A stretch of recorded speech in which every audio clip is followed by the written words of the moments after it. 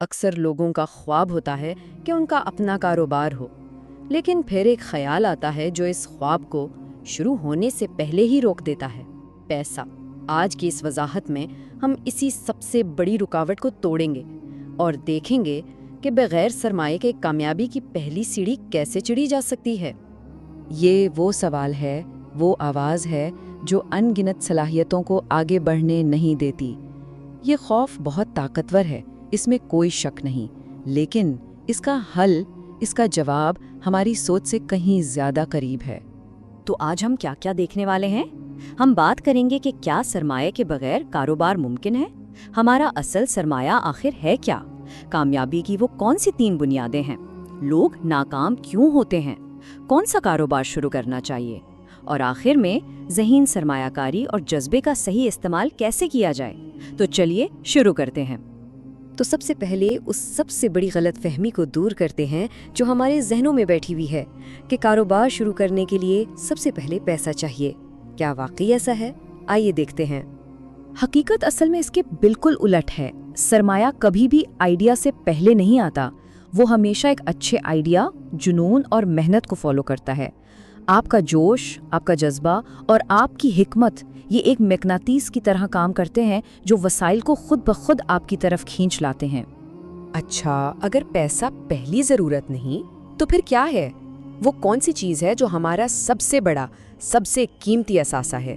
جواب بہت سادہ ہے: ہمارا ہنر، یعنی ہماری اسکل۔ یہی وہ کرنسی ہے جو آج کے دور میں سب سے زیادہ چلتی ہے۔ ہنر وہ دولت ہے جسے کوئی آپ سے چھین نہیں سکتا۔ یہ ایک ایسی انویسٹمنٹ ہے جس کی قیمت وقت کے ساتھ صرف بڑھتی ہی چلی جاتی ہے، اور ایک ہنرمند انسان کے لیے سچ پوچھیں تو بے روزگاری کا لفظ بے معنی ہو جاتا ہے۔ اور پتہ ہے سب سے اچھی بات کیا ہے؟ ہمیں کوئی سالوں تک انتظار کرنے کی ضرورت نہیں ہے، چاہے وہ گرافک ڈیزائننگ ہو، سوشل میڈیا مارکیٹنگ ہو یا کپڑوں کی ریسیلنگ۔ ایسے کئی ہنر ہیں جو صرف چند مہینوں میں سیکھ کر ہمیں ایک منافع بخش راستے پر ڈال سکتے ہیں۔ ٹھیک ہے، تو اب ہمارے پاس ہنر آ گیا، لیکن کیا صرف اسکل کا ہونا کافی ہے؟ نہیں، ایک کامیاب کاروبار کی عمارت اصل میں 3 مضبوط ستونوں پر کھڑی ہوتی ہے۔ آئیے دیکھتے ہیں کہ وہ کیا ہیں۔ اب اس سلائیڈ میں ایک بہت ہی دلچسپ بات ہے، وہ یہ کہ کامیابی کے لیے ان تینوں کا ایک ساتھ ہونا ضروری نہیں ہے۔ اگر ہمارے پاس صرف ہنر ہے تو ہم نوکری کر کے تجربہ حاصل کر سکتے ہیں، اگر تجربہ ہے تو چھوٹے پیمانے پر کام شروع کر سکتے ہیں، اور اگر سرمایہ ہے تو کسی ہنرمند کے ساتھ مل کر کام کر سکتے ہیں۔ مطلب آپ کہیں سے بھی شروع کر سکتے ہیں۔ لیکن ایک بات ہمیشہ یاد رکھنے کی ہے، یہ بنیادیں گھر بیٹھے نہیں بنتی، ان کے لیے جد و جہد کرنی پڑتی ہے، صبر سے کام لینا پڑتا ہے، اور سب سے اہم، مستقل مزاج رہنا پڑتا ہے۔ اب آتے ہیں ایک تھوڑی سی کڑوی حقیقت کی طرف۔ اگر محنت ہی سب کچھ ہے تو ہم اکثر دیکھتے ہیں کہ بہت سے محنتی لوگ ناکام ہو جاتے ہیں۔ آخر کیوں؟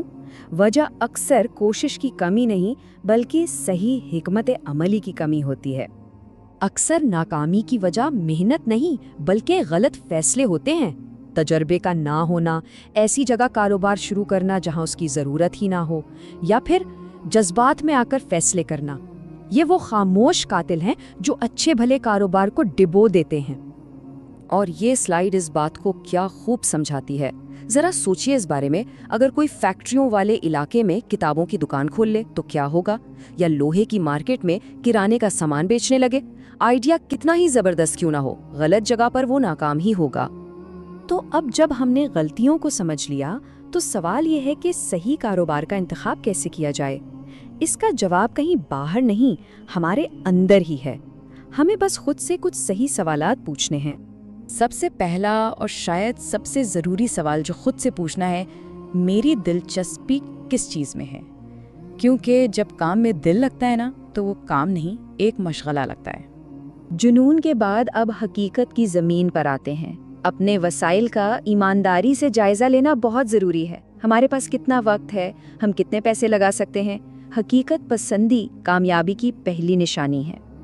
اس کے بعد اپنے ارد گرد نظر دوڑائیں، دیکھیں کہ آپ کے آس پاس، آپ کے علاقے میں لوگوں کو کس چیز کی ضرورت ہے، وہ کون سی مشکل ہے جسے آپ اپنے کاروبار کے ذریعے حل کر سکتے ہیں۔ اور آخر میں ये तय करना कि हमारा ग्राहक कौन होगा, हम किस को अपनी प्रोडक्ट या सर्विस बेचना चाहते हैं। जब हम अपने ग्राहक को पहचान लेते हैं तो समझ लें आधा मैदान जीत लिया। चलिए, हमने कारोबार भी मंतखब कर लिया, मगर अब इसे आगे कैसे बढ़ाना है और अपनी मेहनत को महफूज कैसे बनाना है। आइए देखते हैं कि शराकतदारी, सरमायाकारी और अपने जज्बे को कैसे संभालना है। ये जो नंबर स्क्रीन पर है ना, 0.1%, ये शायद थोड़ा मायूस कुन लगे, लेकिन इसमें एक बहुत गहरा सबक है।